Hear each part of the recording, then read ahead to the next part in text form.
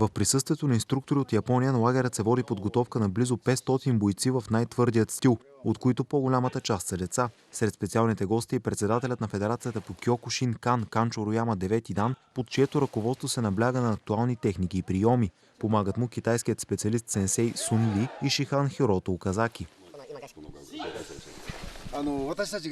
Първото, което ми направи впечатление в България, е огромният размах на Кьокушин и всички се занимават много сериозно. А това е радостното. В цял свят се знае, най-добрите нации в Кьокушин са Русия и България. Надявам се, че ще тренирате още по-силно и да станете за пример. Освен тренировки, лагерът, на който са поканени и гости от Русия, Китай, Япония, Швеция, Шотландия, Украйна, Полша и Грузия, включва семинари, лекции, както и изпити за степен до втори или до четвърти дан.